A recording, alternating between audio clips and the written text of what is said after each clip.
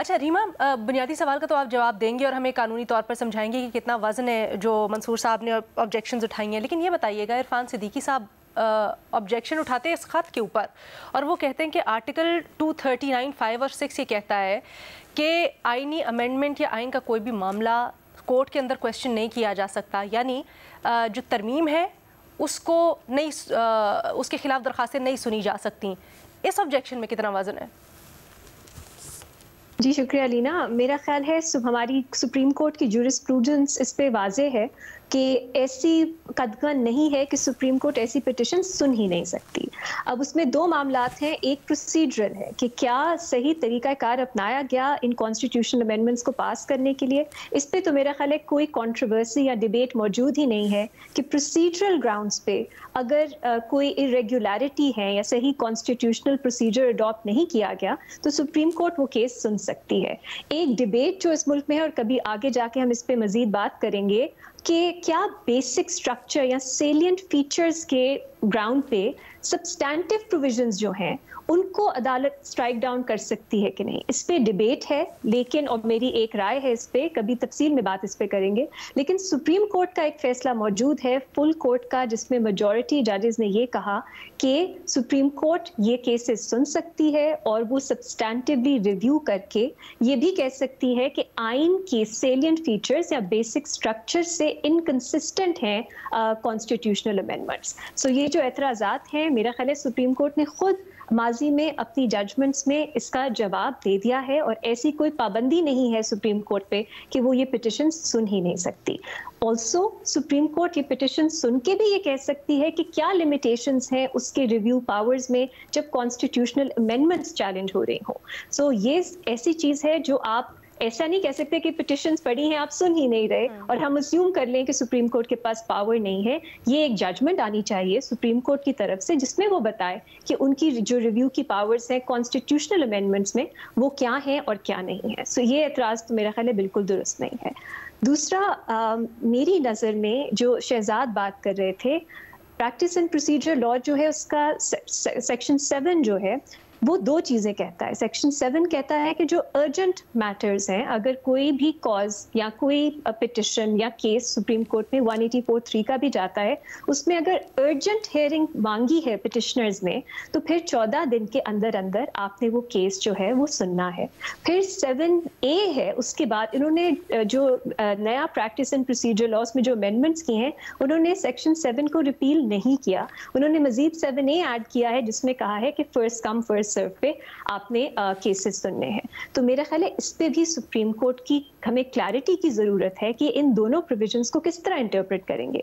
मेरी नज़र में ये एक बहुत अब्सर्ड इंटरप्रिटेशन होगी कि आप 10-10 12-12 साल पुराने केसेस जो इस वक्त बिल्कुल उनका कोई पॉइंट नहीं है, उनकी कोई रेलेवेंस नहीं है, आप वो सुने और जो इस वक्त इम्पोर्टेंट केसेस हैं, अर्जेंट केसेस हैं, वो आप ना सुने, क्योंकि फिर तो 184(3) की जो जुरिस्डिक्शन है सुप्रीम कोर्ट की, इंसानी हुकूक की, पब्लिक इंपॉर्टेंस की, वो रिडंडेंट हो जाती है। उसका फायदा क्या कि आप 10 साल बाद वो केसेस सुन रहे हो। सो ये इंटरप्रिटेशन भी सुप्रीम कोर्ट से आनी है। मेरा नहीं ख्याल कि जो कानून है वो इतना क्लियर है कि ये केसेस नहीं सुने जा सकते। तीसरी चीज़ अलीना, मेरा ख्याल है प्रोप्राइटी प्रॉपर यही है जो जस्टिस मंसूर अली शाह ने अपने लेटर में लिखा है, लेकिन कुछ अनकॉन्स्टिट्यूशनल कॉन्डक्ट नहीं है जुडिशल कमीशन ऑफ पाकिस्तान का कि वो अपनी मीटिंग्स करे।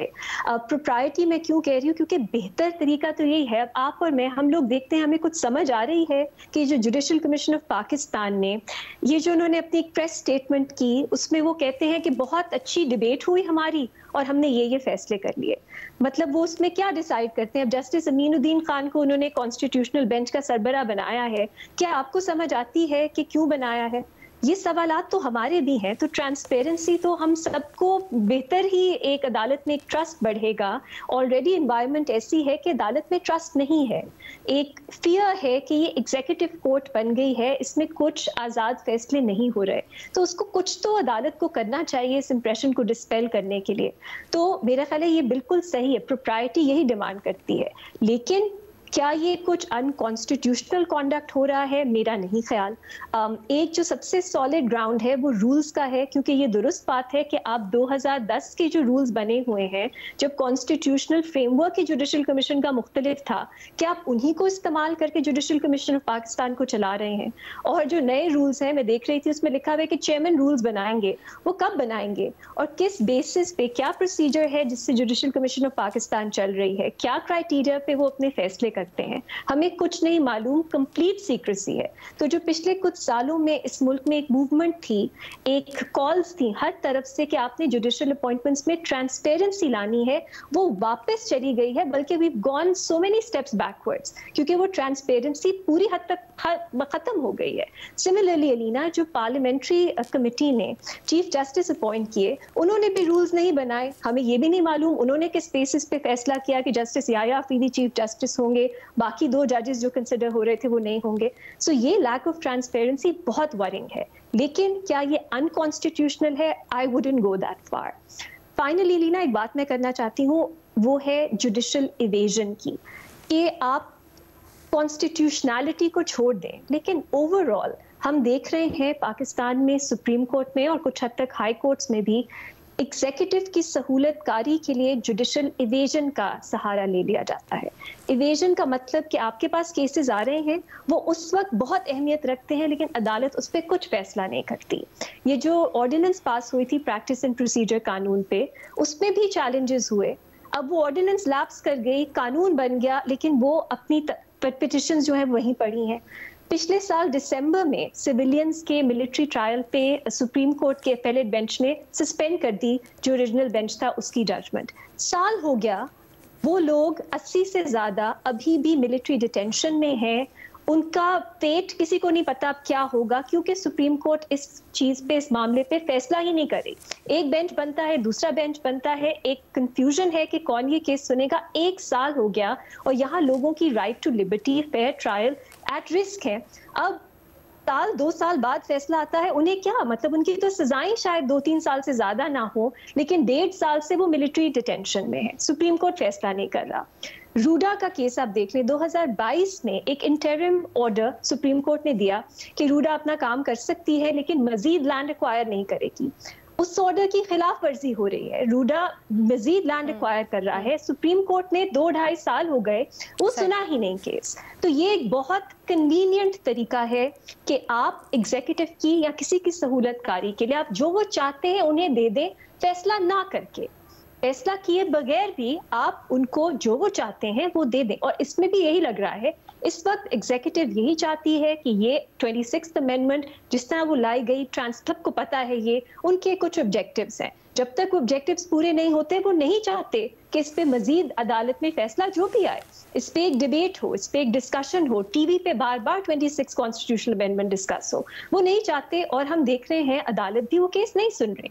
अब इन सब मामलात में आप देखिए, अदालत की जो ऑलरेडी इंटेग्रिटी इतनी लो है, उनकी इज्जत, बहुत से लोग हैं वो नहीं समझते अदालत को कुछ, वो मजीद इफेक्ट हो रही है।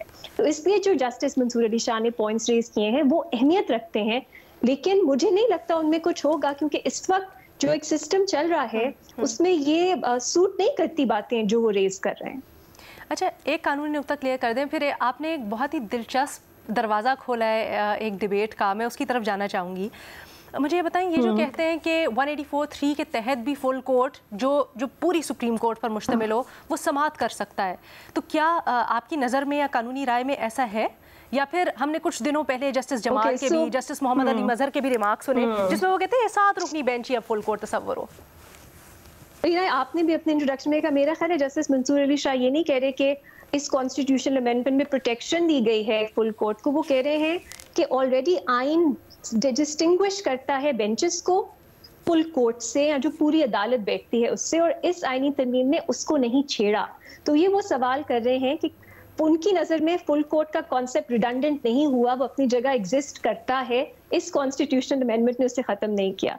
लेकिन मेरा ख्याल है जस्टिस मंदुखेल थे जिन्होंने एक और केस में ये बात की कि अब कॉन्स्टिट्यूशनल बेंच ही फुल कोर्ट है, लेकिन इस पे कोई ऑर्डर नहीं है। तो मुझे नहीं मालूम उन्होंने किस दलील का सहारा लेके, क्या इंटरप्रिटेशन करके ये बात की है कि अब कॉन्स्टिट्यूशनल बेंच ही फुल कोर्ट है, क्योंकि we don't have any judgments. ये कॉन्स्टिट्यूशनल कोर्ट की, आज फिर से मैंने चेक किया, एक भी जजमेंट नहीं आई। तो वो काम कर रही है, बहुत से सवाल आते हैं उसकी जुरिस्डिक्शन पे, वो किस तरह चीजों को अप्लाई कर रही है, इंटरप्रेट कर रही है, लेकिन हमारे पास कुछ रिटन नहीं है जिसपे हम देख सकें कि उन्होंने क्या दलील या क्या रीजंस यूज करके इस कंक्लूजन तक वो पहुंचे। तो मेरे लिए ये सवाल अपनी जगह एग्जिस्ट करेगा। और अलीना, बहुत से और सवालात हैं जो ये कॉन्स्टिट्यूशनल बेंचेस और रेगुलर बेंचेस उनके इंटरप्ले के बीच में आएंगे। आपने देखा होगा सिंध हाई कोर्ट में एक बड़ा इंटरेस्टिंग माइनॉरिटी ओपिनियन आया है जिसमें एक डिफरेंट इंटरप्रिटेशन की गई है रेगुलर बेंचेस की और कॉन्स्टिट्यूशनल बेंचेस की जुरिस्डिक्शन पे। तो ये मेरी रिक्वेस्ट ये होगी कि हम सब इस वक्त इतनी एम्बिग्विटी में रह रहे हैं, हमें मालूम नहीं है ये किस तरह। फुल कोर्ट ना भी सुने तो कॉन्स्टिट्यूशनल, मेरी राय ये है कि हमें कुछ ना कुछ रीजन्ड जजमेंट चाहिए। फुल कोर्ट सुनेगी बेहतर होगा ऑब्वियसली।